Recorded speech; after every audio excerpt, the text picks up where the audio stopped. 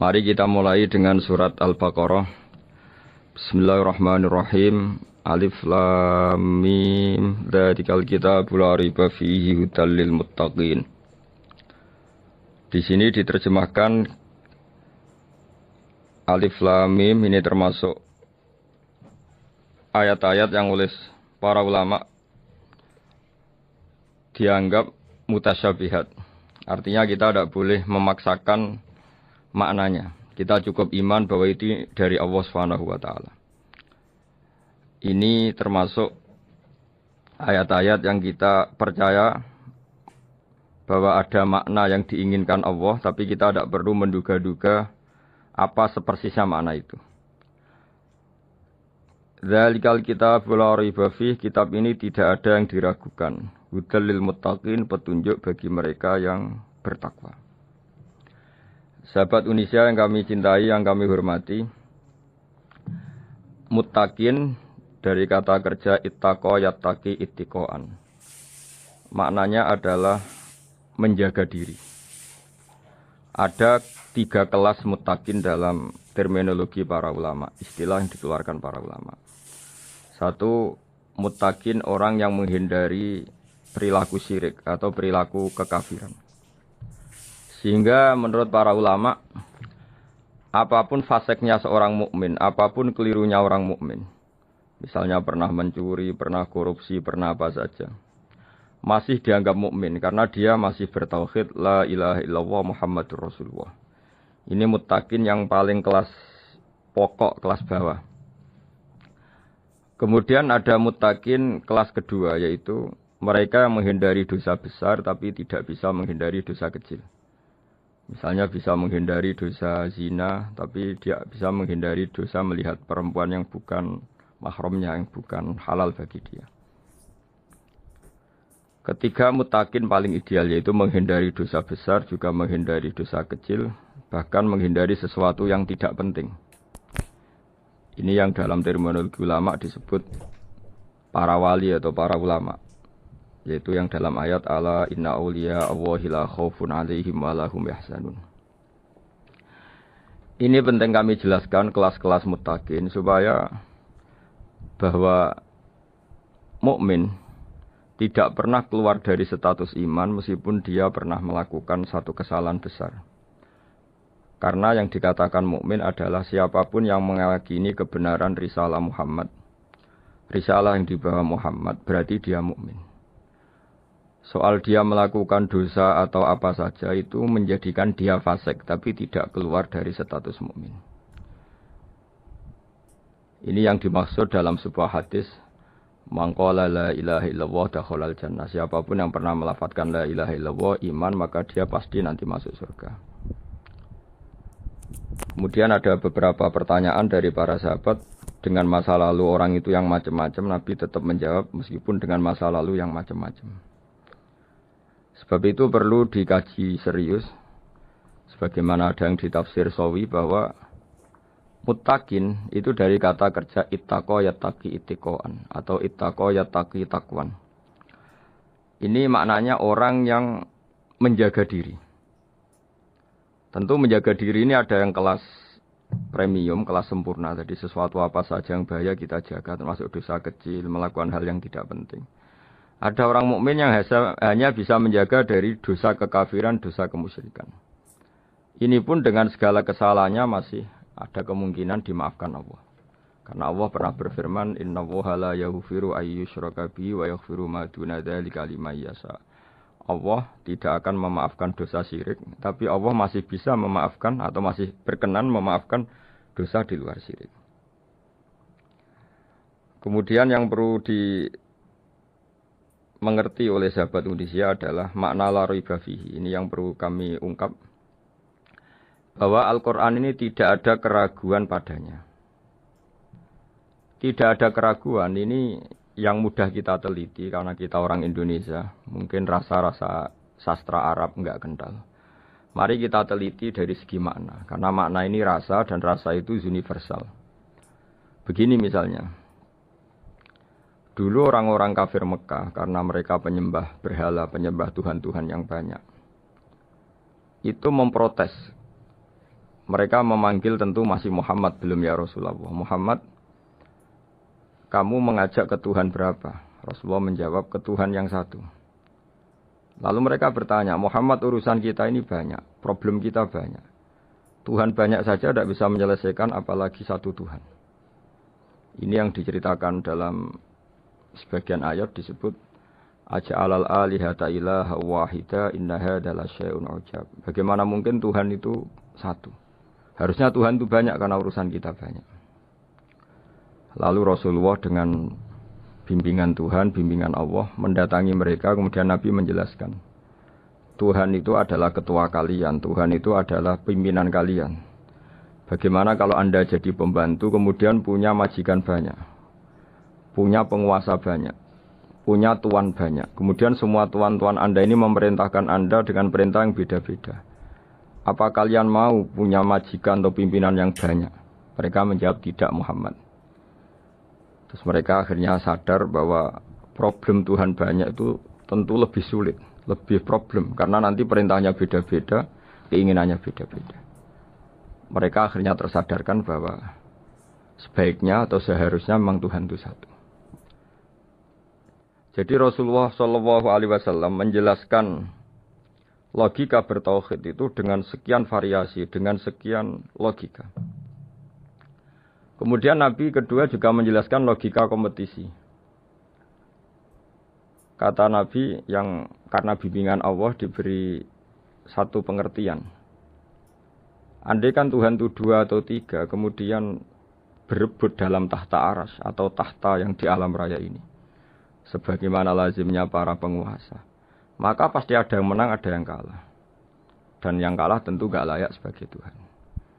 Ini yang disebut wala ala ba'duhum ala ba'd. Tentu kalau Tuhan itu banyak, mereka akan berkompetisi, akan bertarung. Dan pasti pemenangnya ya satu, karena memang layak jadi Tuhan tetap satu. Sadarlah bahwa orang-orang kafir Quraisy, orang-orang kafir saat itu sadar pentingnya bertauhid.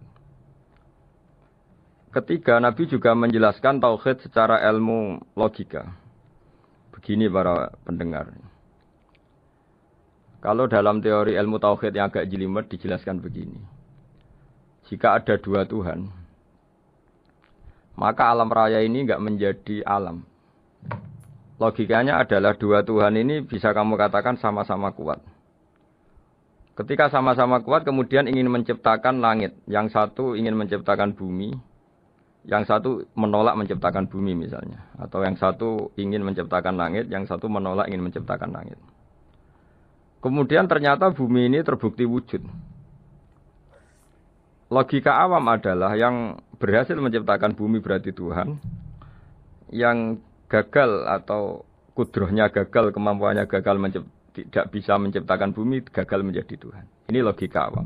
Logika ini pun kita terima. Tapi kalau menurut logika ahli tauhid, ahli pakar-pakar logika, cara berpandangan begini. Ketika Anda mengatakan ada 2 Tuhan yang sama-sama kuat, kemudian terbukti yang satu mampu menciptakan bumi, yang satu tidak. Bahasa Anda mengatakan sama-sama kuat ini sudah batal dari awalnya, karena terbukti bahasa Anda salah, sama-sama kuat ternyata yang satu tidak mampu. Sehingga dalam pikiran orang-orang ahli tauhid mengatakan membayangkan Tuhan saja itu enggak kebayang karena turunan kata ini pasti selalu salah. Karena tadi misalnya dikatakan andai kan ada 2 Tuhan, kemudian yang satu mampu menciptakan bumi, yang satu tidak. Padahal Anda tadi bilang sama-sama kuat, ternyata terbukti yang satu tidak kuat. Berarti kata Anda sama-sama kuat ini salah. Ini pula yang diajarkan Rasulullah lewat bimbingan Allah, lewat wahyunya yang disebut Lau kana fihi ma alihatun illallahu la fasadata. Karena kalau ada 2 Tuhan, pasti kamu sifati sama-sama kuat. Ternyata sifat sama-sama kuat ini batal demi hukum, karena ternyata yang satu tidak mampu menciptakan bumi. Atau kamu sifati 2 Tuhan ini sama-sama lemah. Itu tidak mungkin lagi, karena ternyata bumi ini terbukti wujud. Pasti penciptanya ini tidak yang sangat kuasa. Jadi logika-logika tauhid sedemikian dibangun oleh Rasulullah lewat bimbingan Allah Subhanahu wa taala. Logika keempat supaya kita iman dan tambah kuat imannya adalah logika yang mudah dicerna oleh kebanyakan orang atau yang bisa diindra. Begini misalnya dalam sebuah ayat di surat Al-Kahfi, kemudian di awal surat Al-Ahqaf, kemudian di sebagian surat At-Tur, ada penjelasan begini. Ketika Rasulullah mengajak manusia menyembah Allah, kemudian orang-orang kafir tanya, lalu Tuhan kamu siapa Muhammad? Tuhan saya adalah Allah menciptakan langit bumi. Terus mereka berandai-andai, ada Lata, ada Uzza, ada Manat, ada Hubal. Itu Tuhan-Tuhan kami. Terus Rasulullah bertanya, apakah Tuhan-Tuhan yang kamu sembah itu memberi kontribusi saat langit dan bumi diciptakan? Mereka menjawab, tidak Muhammad, itu Tuhan-Tuhan yang kami bikin. Begitu juga asumsi tentang Tuhan-Tuhan yang lain. Apakah Isa ikut menciptakan bumi atau menciptakan langit? Tentu jawabannya tidak. Karena Isa lahir di bumi, orang tahu tanggal lahirnya, tahu tahunnya, dan sebelum ada Isa juga sudah ada bumi. Sehingga untuk menetapkan tauhid, berkali-kali Quran tanya, Amman khalaqas samawati wal ardu, siapa sih yang menciptakan langit bumi? Siapa sih yang menurunkan air dari langit? Siapa yang mengatur ini, itu, ini, itu? Akhirnya mereka menjawab, itu semua Allah Muhammad. Begitu juga kemungkinan setan misalnya. Setan itu fisik atau makhluk atau apa saja yang tidak kita lihat. Kemudian setan itu lewat rayuannya, lewat tipu dayanya ingin disembah. Kata Allah menjelaskan ini, ma asyadtuhum khalqas samawati wal ardi wala khalqa anfusihim. Kamu tidak perlu takut sama setan atau apalagi menuhankan setan. Setan itu tidak yang punya reputasi menciptakan langit dan bumi. Bahkan setan tidak bisa menciptakan dirinya sendiri. Ini menjadi pengetahuan bagi kita betapa bagi pakar-pakar tauhid, ahli tauhid, ketika setan nyatanya diusir dari surga, itu pun versi mereka. Versi mereka pun mengatakan seperti kita bahwa setan itu diusir dari surga dan ya keluar dari surga. Kalau setan itu Tuhan, tentu diusir gak mau, karena di surga itu nikmat. Ketika setan diusir dari surga ya keluar, dia juga jadi makhluk yang hina-dina. Berarti dia tidak punya kekuasaan, bahkan pada dirinya sendiri.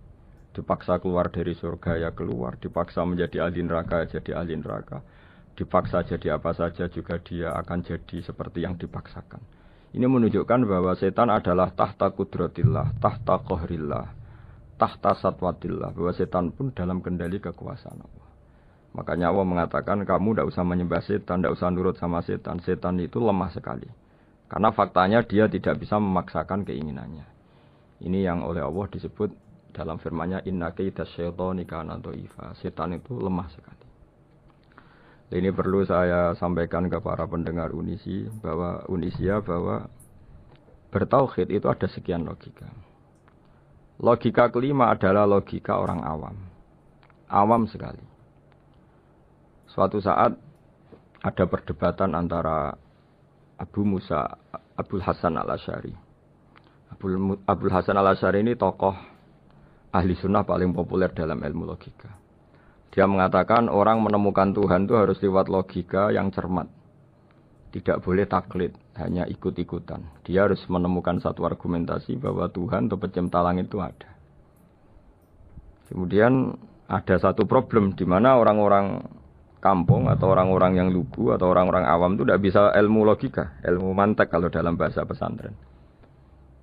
Kata Abu Mansur, kata Abul Hasan al-Asy'ari, itu masih mungkin. Alhasil para ulama ini meneliti ke orang-orang yang lugu, yang di kampung, yang petani, yang lugu sekali. Apa yang mereka temukan? Ternyata mereka punya cara logikanya sendiri untuk menemukan Tuhan, Sang Pencipta. Pernah suatu saat ada seorang petani lugu, biasa menggembala unta, ditanya, Bima araf tarubak, lalu kamu yang petani ini yang hanya ngurusi sawah, ngurusi ladang, dengan cara apa kamu tahu kalau Tuhan itu ada?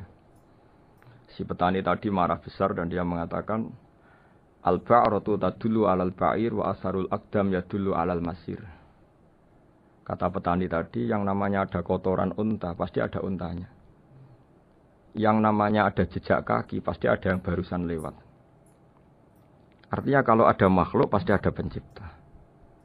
Ini logika awam yang mudah. Kita tidak mungkin mengatakan bumi ini pencipta, mengatakan matahari pencipta.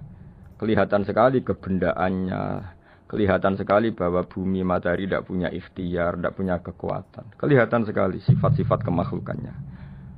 Jika benda-benda ini karuan makhluk, pasti menunjukkan bahwa ada penciptanya, ada khaliknya.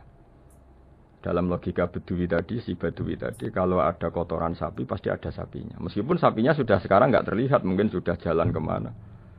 Sama, kalau ada jejak kaki, meskipun orang yang tadi lewat sudah kita nggak tahu, tapi kita pasti tahu, pasti ada yang lewat.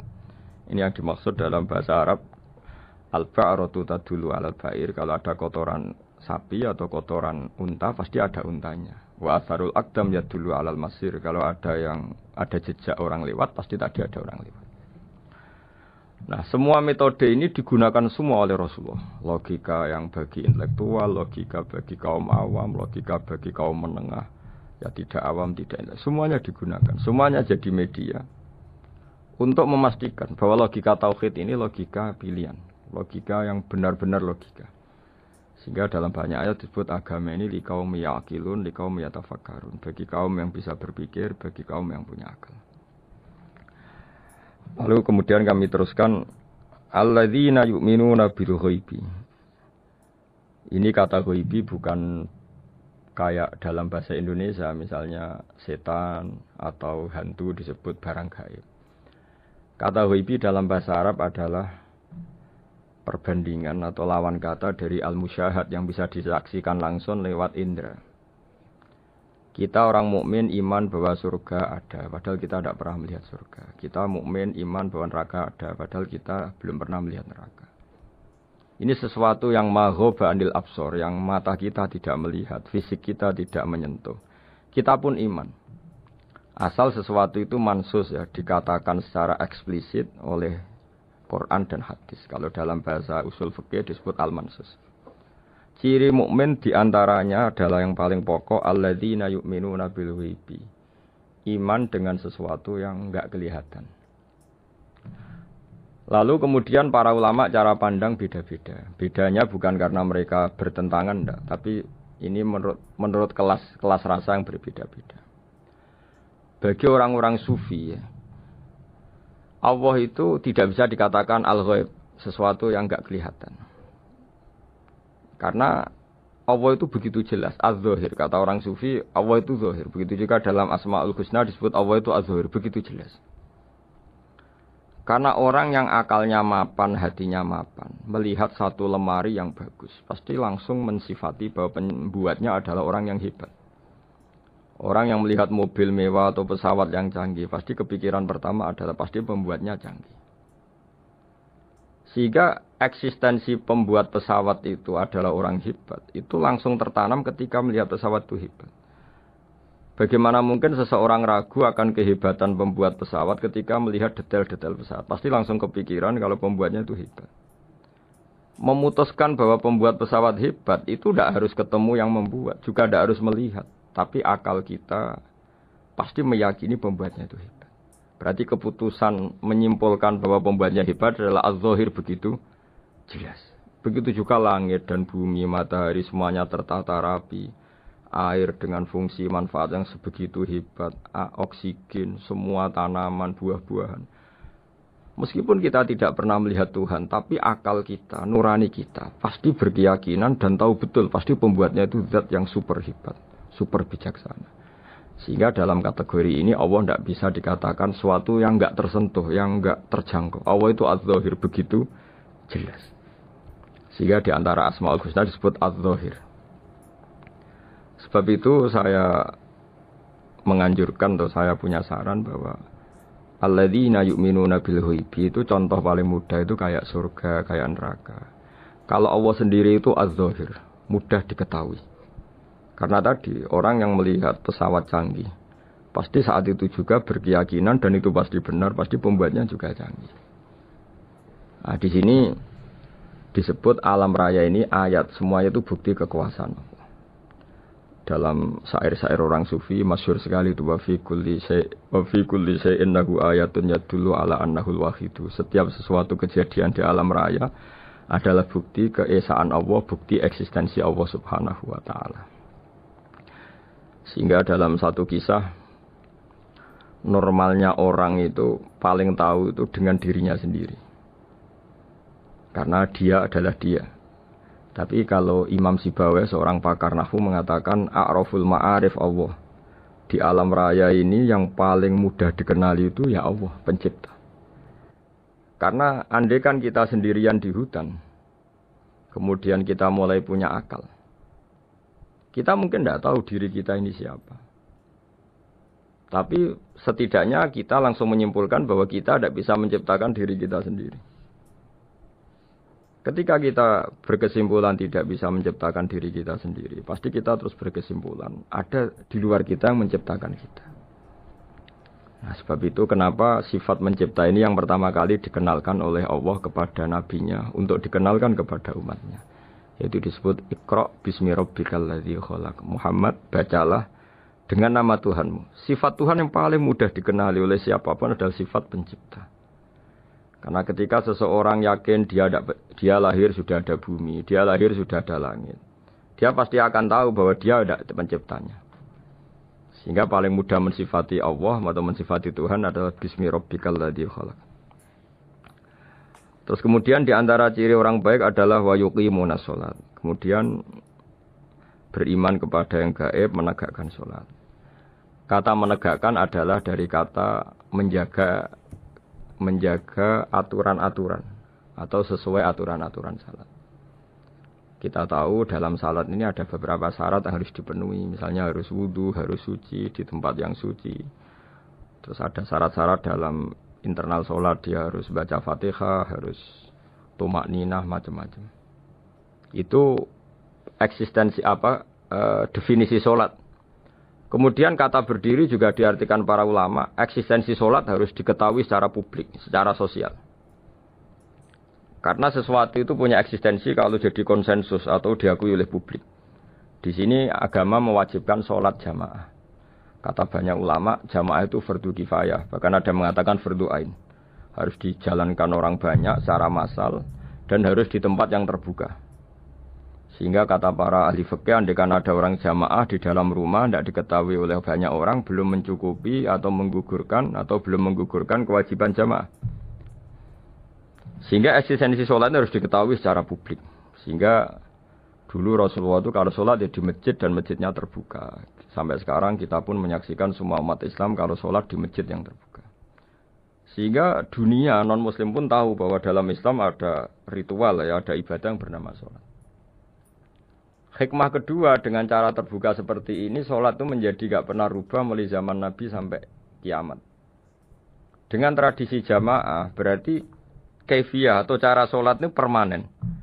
Bapak kita sholat ya seperti itu, imam seperti itu, anak cucu kita akan meniru kita ya seperti itu. Sehingga nggak ada varian-varian yang hanya berdasar subjektivitas musolli yang sholat.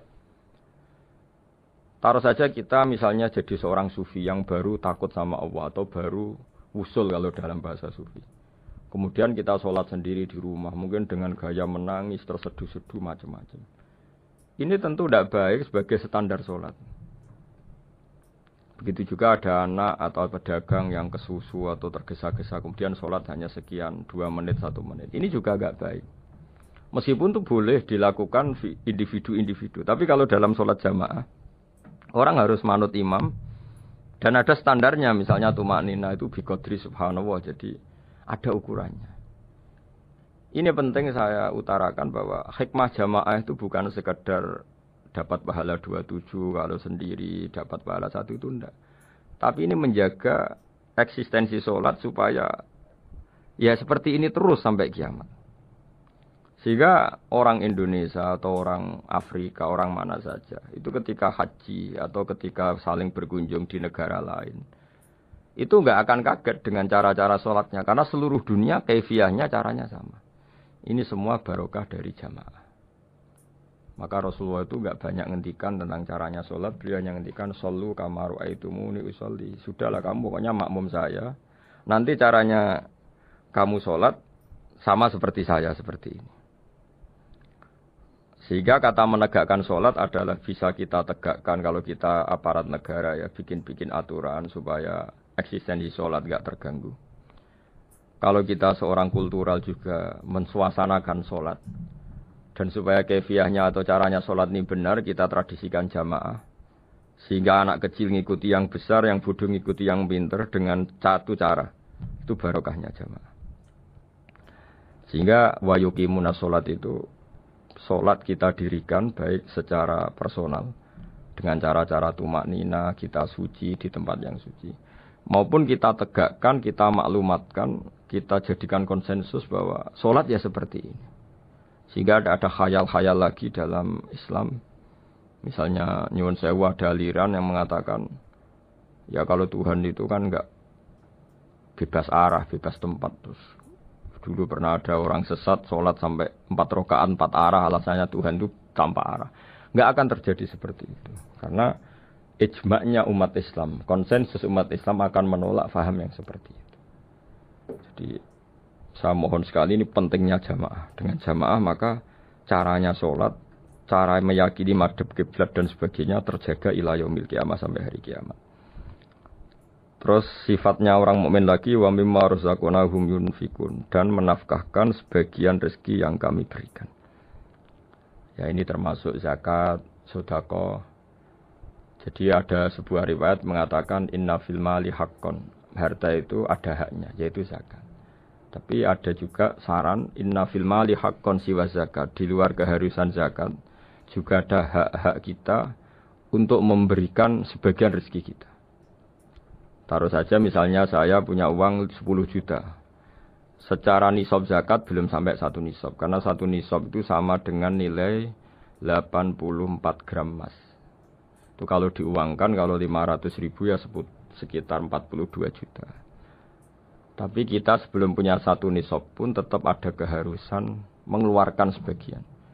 Yaitu tentu dalam fikih kita wajib mengeluarkan uang untuk anak kita, untuk istri kita. Itu yang wajib-wajib. Kemudian ada sosial, kita nyumbang masjid, nyumbang yatim piatu, macam-macam. Sehingga kata para ulama, ciri utama mukmin diantaranya adalah melakukan zakat, baik zakat yang fardu maupun zakat yang sunat. Karena kata zakat itu dimaknai fardu, sebetulnya definisi para ahli fikih untuk membedakan zakat yang wajib dengan sedekah. Tapi sebetulnya zaman dulu enggak ada seperti itu. Zakat itu maknanya bersihkan harta. Sedekah dari kata sedekah bukti benarnya iman. Jadi sedekah dari kata dari kosakata sedekah yasduqu sidqon, sesuatu yang membuktikan kita loyal, itu disebut sodak. Kita nikah, mas kawin di bahasa Arab kan sodak, dari kata sodako juga. Kita bukti iman, loyal, kita sodako. Bukti bahwa kita teman akrab disebut sidik atau sodik. Kalau dalam bahasa Arab teman namanya juga sodik, karena cara bertemanan secara benar, secara loyal. Sehingga wa mimma razaqnahum yunfikun ini ya memasukkan zakat yang dalam terminologi fikih, yaitu zakat yang zakat al-wajibah, atau zakat yang dengan makna lughat, yaitu ya artinya asal membersihkan harta kita entah lewat zakat, sedekah, hadiah kepada orang-orang yang kita hormati, semuanya juga masuk dalam definisi zakat atau wa mimma razaqnahum yunfikun. Kemudian sifat terakhir dari orang muttaqin adalah walladzina yu'minuna bima unzila ilaika wa ma unzila min qablika bil akhirati hum yuqinun ulaika ala hudam mir rabbihim wa ulaika humul muflihun. Di sini diterjemah mereka yang beriman kepada kitab yang kami turunkan kepadamu dan yang diturunkan sebelum kamu. Ini kata yang diturunkan sebelum kamu penting sekali karena ciri utama Nabi adalah dia tidak pernah beda dengan Nabi sebelumnya. Karena kebenaran tauhid pasti tunggal. Nabi-nabi dulu pasti mengajarkan tauhid, hanya menyembah Allah. Enggak mungkin nabi berikutnya kemudian bikin ajaran baru dalam tauhid. Sehingga andaikan semua kitab Injil, Taurat itu masih versi yang orisinil, pasti enggak ada yang beda dengan Quran. Karena ciri utama kebenaran adalah iman dengan Quran dan iman kepada kitab yang diturunkan sebelum Al-Quran. Wabil akhiratihum yuqinun, mereka juga yakin akan datangnya hari akhir. Itu bisa disebut yaumul ba'ats. Terus ketika semua kriteria itu terpenuhi, baru ulaika ala hudam mir rabbihim wa ulaika humul muflihun. Mereka itulah yang berada pada petunjuk Allah dan merekalah orang-orang yang berbahagia. Para pendengar sahabat Indonesia, semoga kajian ini bermanfaat. Dan ini mulai ayat 1 sampai 5 dalam surat Al-Baqarah, yaitu surat yang dalam tartibnya mushaf nomor 2 setelah Fatihah. Jadi kalau dalam ulumul Quran disebut ada surat yang berdasar nuzulul Quran, yaitu surat Iqra, kemudian Muddatsir. Ada urutan surat yang berdasar tartibul mushaf, yaitu yang kita punyai sekarang, yaitu Fatihah, terus Baqarah dan seterusnya. Dan urutan-urutan ini pun sesuai petunjuk Rasulullah SAW. Saya kira demikian. Mohon maaf atas semua kesalahan. Wassalamualaikum warahmatullahi wabarakatuh.